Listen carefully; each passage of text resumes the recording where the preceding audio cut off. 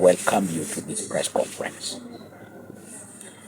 I am Otto Amiza, a former member of parliament for Yam County South, and a clan speaker of one of the clans in Lango region.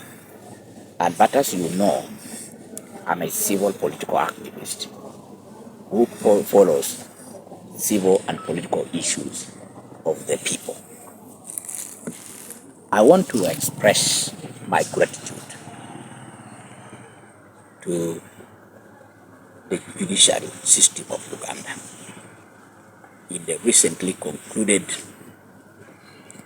ruling which was done by Justice Phillip Odoki over the feud or wrangles in the cultural and traditional leadership of the Lango people. I want to expressly say I am overjoyed and comforted by the ruling that has brought to an end the long-standing feud in the cultural leadership of Lango. As you are aware, there had been a infighting for over 10 years between Engineer Odongo Okune, who is a rival Wonnyaci, and his Highness Wonnyaci of Lango, who was also now a de facto Wonnyaci. But this court has now arbitrated between the two. This also followed an advice which they got from President Museveni when all the cultural leaders of Lango went to visit Mr. Museveni in State House to help them solve their problem. Museveni told them two things. Number one, go back and sit down as a people who share a common blood and negotiate within yourselves. Number two, go to court. Whatever comes out of these two should be able to solve your problem amicably. In other words, he distanced himself from solving the internal wrangles within the tribal group, which I think it was fair and they should have understood. My position had been very clear. I told them and I warned them never again to take Lango and expose the dirty lineage of Lango in public or to non-Lango tribes. But they did not listen. However, immediately the ruling was done, I followed an allegation which was made by the spokesperson of Engineer Odongo Okune's team in the names of Willie Omodo, who accused Anita for having a hand in the bribery of the Justice Odoki in influence peddling in the ruling that was done. As a Lango son, as a leader in Lango, I wish to condemn in the strongest terms these brutal and arrogant utterances and allegations by this team against the person of the Right Honorable Anita and Justice Odoki,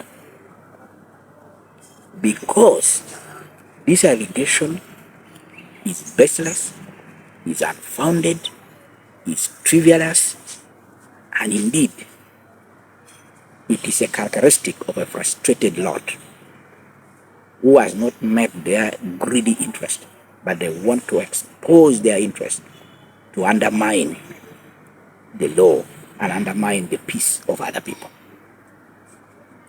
The ruling that was done by Justice Odoki is historical, and it ends the internal fight within Lango. And I can now tell you that this has now restored the leadership of Lango cultural leadership under His Highness Wonnyaci of Lango. And in my view, the ruling takes them back to go and now sit down and solve the dispute as people who share a common destiny, a common custom, and a common identity. Therefore, bringing the name of Anita is unnecessary. Bringing the name of Anita who was even not there when this crisis started over 10 years ago, is an attempt to divert the focus of the people of Lango and the rest of the country away from real issues. It is also a clear indication that this team do not respect the law and they want to bring excuses to try to rewrite history and try to bring their name into limelight of the people. I think we as a people, as Lango, we do not associate with any attempt to undermine, to humiliate, to try to shade somebody's name and reputation in a negative way. Now people have a historical relations with the Right Honorable Among as their daughter of their Take Iteso group, ethnic group, as you know. And also, now people has no any quarrel, no any dispute, no any problem in the internal affairs of now vis-a-vis the Right Honorable Speaker. Never. Just in the same way, Doki has nothing to do with the internal issues of Lango. He was assigned the duty to ensure that he adjudicate the process of a legal matter which was already before court many years back. And so his ruling can only be challenged before a normal court. But it cannot attract a sentiment which is aimed at blackmailing the leadership of Justice Odoki and the entire judiciary. And it cannot be used against his person, against his tribe, to try to undermine the relationship which now has enjoyed over the years with the judiciary, with the institution of parliament, and also with other tribes, our neighbors actually, and also the Batays. It can never be used to bring bad blood between tribes. So I want to categorically say that attempts by Odokune's agents to cause enmity and hatred against other public officers and tribe shall not be tolerated and accepted. And now we'll continue to do everything possible to ensure that the relationship, the cooperation, the respect of the decision of institutions of government, including the court and parliament, is respected. And now we'll also continue to ensure that nobody uses the name of Lango for their selfish interests against other individuals, against institutions of government, and against other tribes. Finally, the frustrations and arrogance of the engineer Odokune's group was already settled by the landmark ruling of Justice Phillip Odoki. And therefore, I only urge them to get down as Lango people to go and negotiate what can be done. As of course, they make it clear the kind of collections which they made all over Uganda, all over the world, in the name of coronation, which did not take place. They should sit down, give Lango accountability to what has happened, where their resources are, what they intend to do with it, and also go and make apologies to the officers which they have bringing their name in disrepute. In fact, I'm asking them authoritatively to go and apologize to the Right Honorable Speaker of Parliament.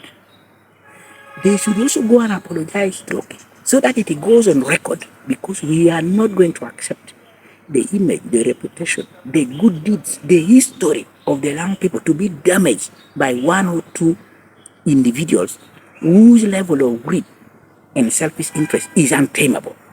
That is not the characteristic of Lango people. Lango has got a very clear slogan: respect is knowledge, war and real. All we always pray for is peace, which is a nyodo, which is a production, increasing our number, and of course, health, youth cop. That is our slogan. We love peace. We want tranquility. We want happiness. And we want to relate with other people without any kind of abuse or insult of the institutions of government and individuals serving the people of Uganda.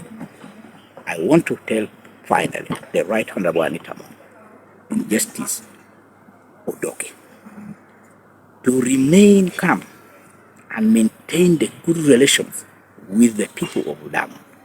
Because the one or two individuals should not cause any kind of emotion or bad blood in their hearts against the people of Lango. We are peaceful people and we follow the law.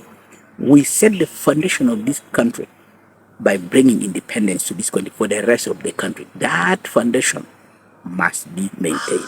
And we are here as a Lango people to say Lango is committed to maintaining the foundation of peace, tranquility, unity in diversity, and progress, which is based on mutual understanding and mutual respect for God and my country. Thank you for watching Lango News channel. Please subscribe for more updates.